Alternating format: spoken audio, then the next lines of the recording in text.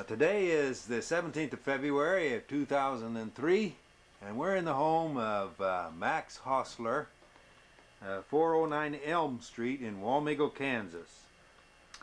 I am Dean Schoengert, and I will be interviewing Max about his experiences of the war. Max, where were you when you were drafted? Well, I was living in Concordia at that time, working for a chain store in the grocery business. Ah. Were you out of high school already? Oh, yes. Yes, I was married and had a child. Well, you were. Yeah. That's the reason why I was so late getting in. You were born in January 14th, 1920, so Yeah. you're like 83 years old now? Yes. I see. Yes, indeed. Okay. 83 years young. That's the way to put it, sir. So once you were drafted, where did you go for your induction? Fort Leavenworth. And then from there we went to outside of Abilene, Texas, medical department. What do you remember about the induction experience? Well, Is that kind of scary, or? No, not then. By that time, I actually wanted to get in there. All my friends were in already, and I figured about the time I served. So it was just routine. That's where you got your first haircut and. No, not necessarily. And your uniform, first uniform. Yes. Yes. How'd you get from there to Texas? Train. By train? Train. Like a troop train, or? I think it was a troop train by then. Yeah. Did you, when you were on the train? How did you? It must have taken several days, didn't it? Yeah. It did. But we just had to tolerate it. We knew it was going. So, what camp was it in Texas? Oh, I can't think of it at the moment. Can you remember the town? Right outside of Abilene. Near Abilene, Texas? Yes. Yes. So. And then from there we went to Camp Lachey, outside of New Orleans. Oh my. Yeah. So how long were you in Texas, though? I was down there about a year. Whole year? And then down to Camp Lachey about 6 months. We was getting ready to go overseas by then. We were studying mosquitoes, malaria control. All this time? Yeah. That's what were you already assigned to a unit, or no, were you training with any same group of men all the time, or different? It was Camp Barkley, Texas. There I was in the medics. We were training as medics, but by the time we went outside of in Camp Lachey, we were designated to study malaria and mosquitoes, and because we were going to malaria control was our business. Malaria control. Yes. Were you had any training in this at all, or were you in? No, not until we got there. And is this did you select that service, or were you assigned to it? Yeah, I was assigned to it. Yeah. Well, I was a caddyman there. I ended up a caddyman in Camp Barkley, and then that broke up, and that's when I went into the malaria control unit. Well, I never heard of such a thing. Yeah. Well, 11 men, 1 officers, and we had to assign ourselves to different organizations to get fed. And what we did, I was a supply sergeant. We did have about 60 days supply of food in cans and one thing and another. And we got over to Okinawa, and there wasn't any malaria to worry about, but then we did spray the island with airplanes. We'd mix up with DDT in not gasoline, that diesel fuel, Huh. and they would spray the island, and you could smell it when they sprayed it. So to kill the mosquitoes. Yeah. How did you get to the Philippines? I wasn't in Philippines. No, I was on Okinawa. Oh, Well, that took 46 days. We first went to Honolulu, Hawaii, stayed 7 days. Then we went to Enuitok. Then we went down in Palau Islands. We never did know where we was going until after we left our last island. Then they told us where we were going, to Okinawa. We had to go north then. But same group of men? same group. And were you? I thought I was in the Navy by the time I got there. We had 46 days lived on board ship. On one ship. So, did your group of men, 11 did you say? 11 men and 1 officer.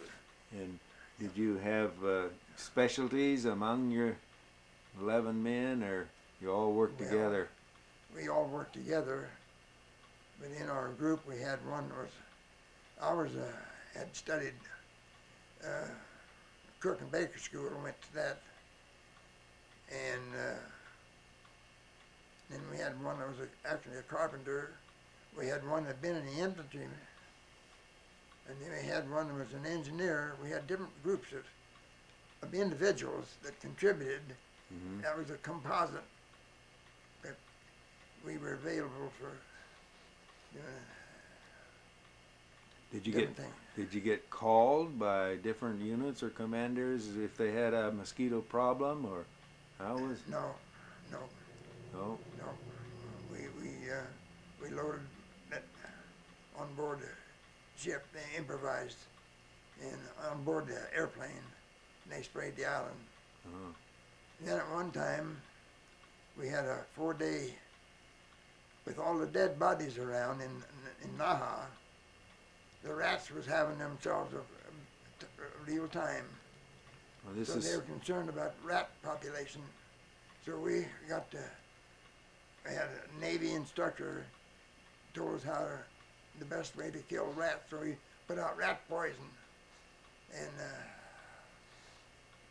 that was a different animal. Lasted about a couple 3 weeks. Naha is a part of Naha is the capital city of Okinawa. Okinawa.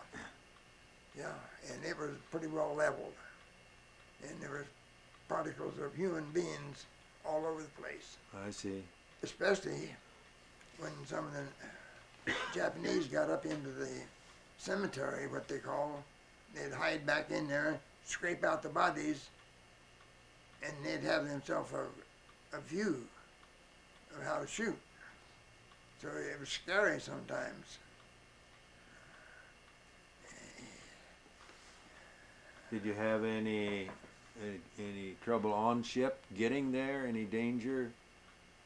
Well, we were attacked by a submarine, and that's where we got that this letter here that approved for star, because that submarine attacked us. Well, we didn't get hit. I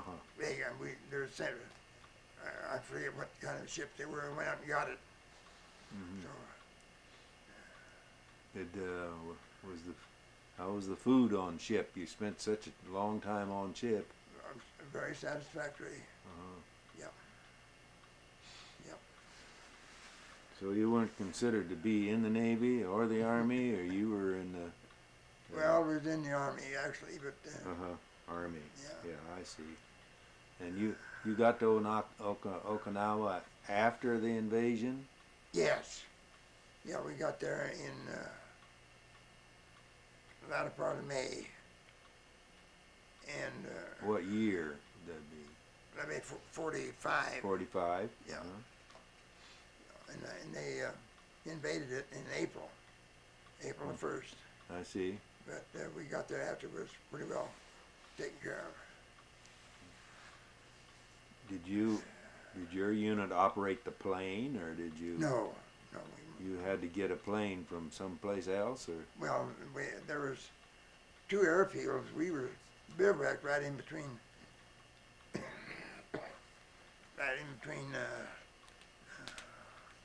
Yontan and Yontan Air Base and Kadena. And the Air Force had that. And they're the ones that took that mixture of DDT, dichlorodimethyltrichloroethane. I'm surprised that the airplane had a spray. They improvised that. Oh, they improvised that? Yeah. They didn't have beams, pipes going out wide or something like that? I think so, underneath there.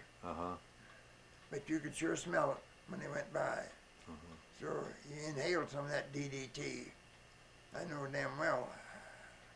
It's strictly illegal now. Yes. They flew pretty close to the ground, did they? Yeah. When they sprayed? Yeah. And they didn't make any, they sprayed right over your bivouac areas and everywhere. And they sprayed the whole island, probably. Yes. Especially up some ravines or little creeks. I see. Where mosquitoes could breed.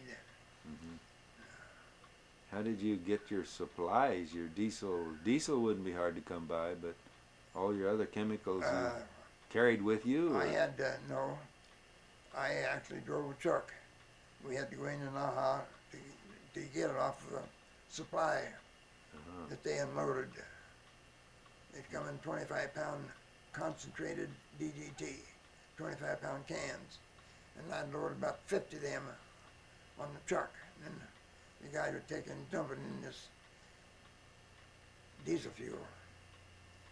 Like in a 50-gallon barrel or some other kind? I could show you. No, I would say 500. 500 gallon, huh? I don't know what, but I got a picture of it, of them.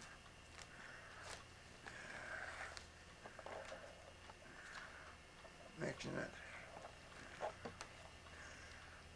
But I sneaked the camera with me.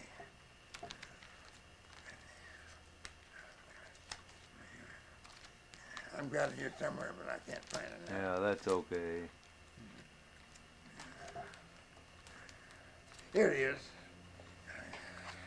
Here it is. I'll show you down here.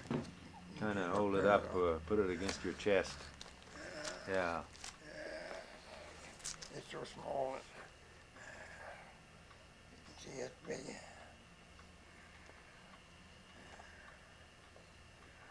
It looks like a house.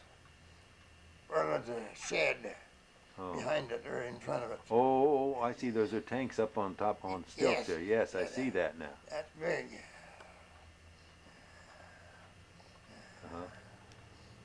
And you had to, those were filled with diesel? Yes. Yes. And then, I see, and then you had to carry those 5-gallon cans up there? And dump them in there. And stand and mix it. That's what they were doing. Oh. The DDT was also a liquid? No, it was powder. Powder? Dust. Dust,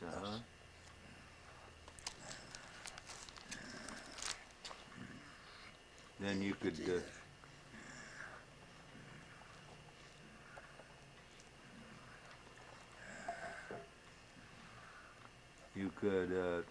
take the liquid out of those tanks and put it in a truck and take it to the airplane? Is that what you had to do? No, that was in the air. That was the airfield there. That was on the edge of the airfield. They took care of it. They took care of it. All we did was mix it. And then on the Air Force took care of it. I see.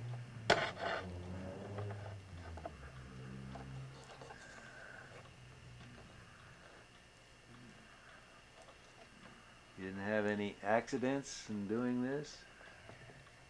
No, not to my knowledge. But we did have to change shoes once a week. We had to change. They knew it was dangerous. We had to change clothes every day. Every day you couldn't wear them 2 days in a row. Every day, and then we took them to an outfit that done laundry. So we were lucky. They knew something was wrong, but they didn't know. They didn't let us know what was. Maybe they knew what was wrong. I don't know. Once a week you had to just throw away your shoes and get a new pair? Yep. My goodness. This wasn't necessarily flammable, was it? Other No. than just diesel. No. It was just poison. In fact, I got a picture back here in the States, them digging it up for some reason. And I mean, they got masks on them. Back here, this is way after the war. Mm-hmm. Here, DDT laden barrels unearthed for incinerating. I mean, they're masks. And that was, I don't know when it was. In the late 60s. Mm-hmm. They had to wear masks, but we didn't. They didn't. So I don't know. So did you stay there until the end, till the Japanese? Were you there when the atomic bomb was dropped? Yes. Yes. So both of them. You didn't know anything about it until you were told, huh? Until we knew something happened, because one night all the guys in the army up there were firing their weapons to celebrate it. Oh. And then we knew something had happened. Oh. And then we found out our officer found out. We had one officer. Uh-huh. So then how long was it before you came home? Well, we left home about January. Didn't take it was about 12, 14 days to come home. Oh. But it took 46 to get there, because we went here and there and there. Mm-hmm. And I don't think they knew where they were sending us for sure. We didn't know where we were going. Mm-hmm. So your group of 12 men all came out together? No, we individually we were discharged. That is, we left because of some of us had more time. I was the second one. The first one left was the first sergeant. I was the second sergeant in charge. Mm-hmm. And the others stayed until their time to come up. You know, you had certain points for how long you'd been in, and that's the way we left. Any amusing incidents when you're in Okinawa with the people, or did you? No, they were in compounds. Really? And, see, I could show you a picture. It says "Stay out." Okinawans off limits. In other words, they had place for the civilians. Now we were supposed to work 8 or 10 civilians, but we didn't have malaria to do it. This up here. Mm-hmm. All the civilians were in compounds? Yeah. And then we actually, the United States fed them, and they got fed.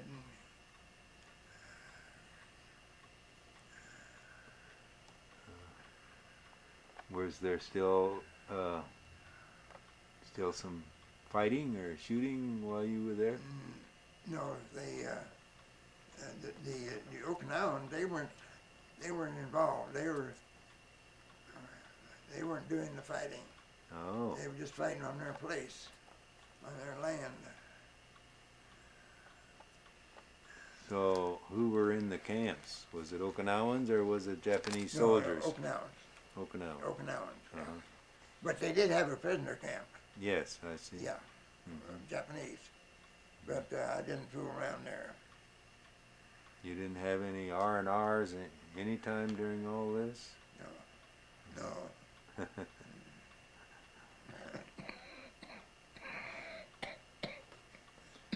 Where did you land when you came back? I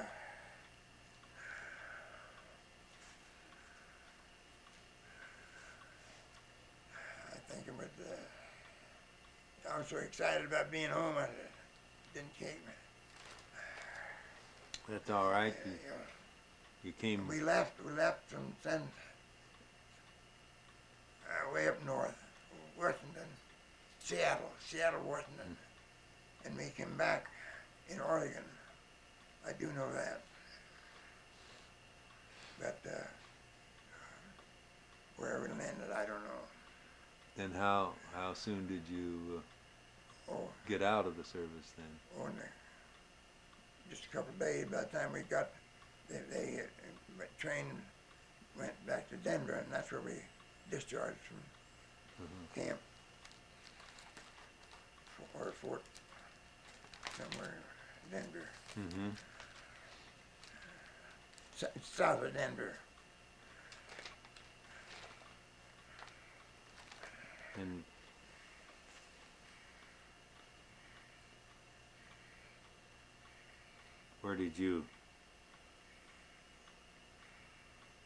where was home then for you? Well, by then, I could come to Omega here, but then when I had to go, I went back to the same company in Topeka. And then from there I went to Junction City and Salina, and then I ended up down in Ottawa. I was a manager down there, and that's when the guy I used to work for Omega, in here in Omega, he come down and coaxed me back up to Omega, and I was ready to come back by then. Mm-hmm. That was in '47. We come back and been here ever since. Yeah. Were you married while you were in the service? Yeah. But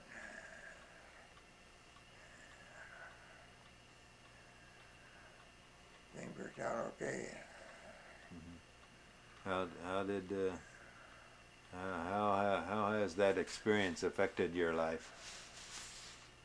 Oh, I don't know. Hard to describe. My wife used to, well, I don't think it's here. She, during the war, she welded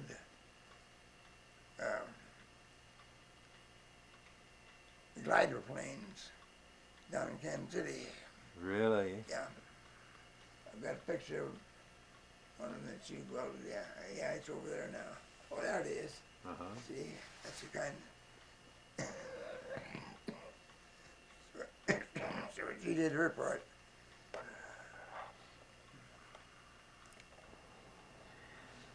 Now we're talking to Anna Mary Hosler, the wife of Max. And were you married when Max went into the service? Yes. Had you been married a long time, or? We were married in 1940.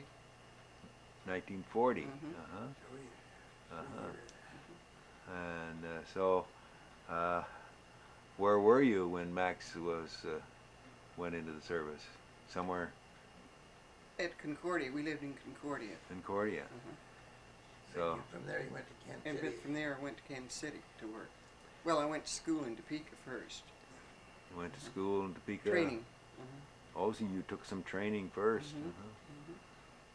What kind of training? Welding, acetylene welding. Did you volunteer for this, or how did you get into this? I just seen an ad in the paper and I didn't know what they were talking about, so I checked it out and decided I'd try it. And where were you? Were you with a group of Oh, yes, there was a group. In fact, the group I was in was one of the first group of women that they took into the school for training. So this was like 1940.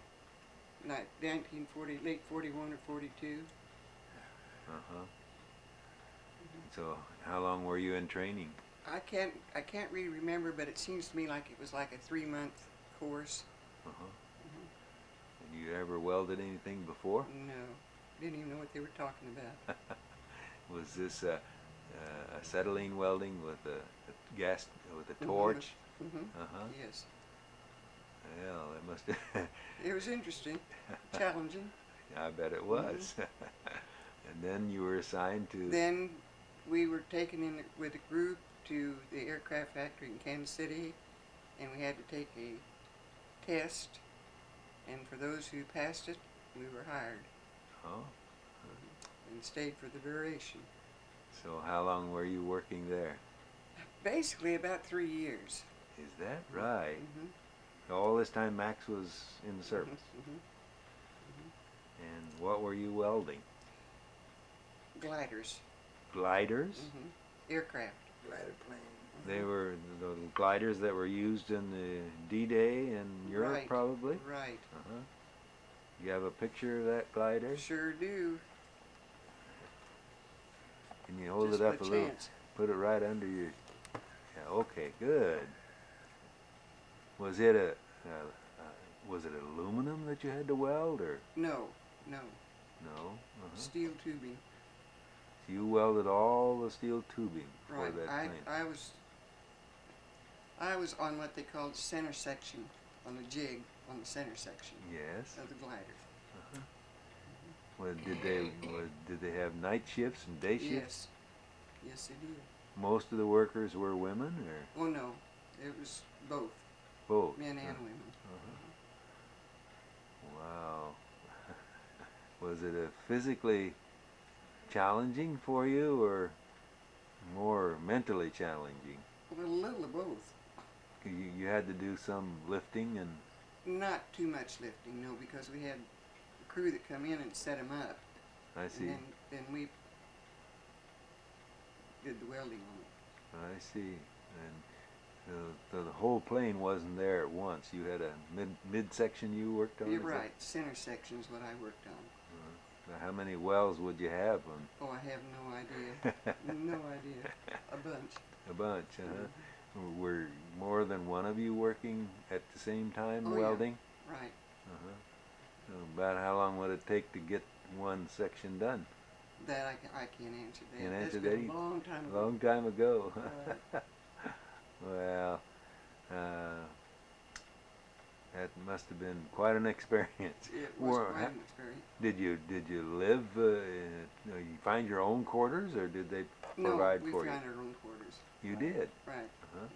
So you roomed with other workers, you Actually, I rode the bus, rode the bus. streetcar or bus. I see. Or- So was it 8-hour days? Yes. Uh-huh. Yes. So you welded the. Well, did you get out then when Max came home, or? At the end of the war, our jobs were terminated. I see. Mhm. So then you met. And we had a small child, daughter, Oh, that lived with my parents during the time. during all this time. Mhm. Oh my. That was. So your parents were in Concordia. They lived in Topeka. in at the Topeka. time. Were you able to go back on the weekends, or? Occasionally, yes. Well, that must have been very difficult. So then, when Max got out of the service, then you came pretty soon to Wamego then? Right. Uh-huh. Right. You've been here ever since. What have you done Yeah. since, Anna Mary? Well, after raising 2 daughters, or in the process, I went to work for the Manhattan Police Department. Manhattan Police Department. Right. As a dispatcher. Oh, uh-huh. And then what? And then, after being a dispatcher for 10 years, they opened up the application for women to be a police officer, and I applied and was accepted. And for 13 and a half years, I was a police officer with the Riley County Police Department, and I retired from there. Uh-huh. You must have been one of the first women police officers I was the first woman that was hired in this county, in Riley County. in Riley County. Mhm. Uh-huh. Well, Max and Anna Mary, this has been an interesting story about World War II times, and you're the first civilian worker that I've been able to interview so far. So it's a happy experience for me to get your story on here. Thank you.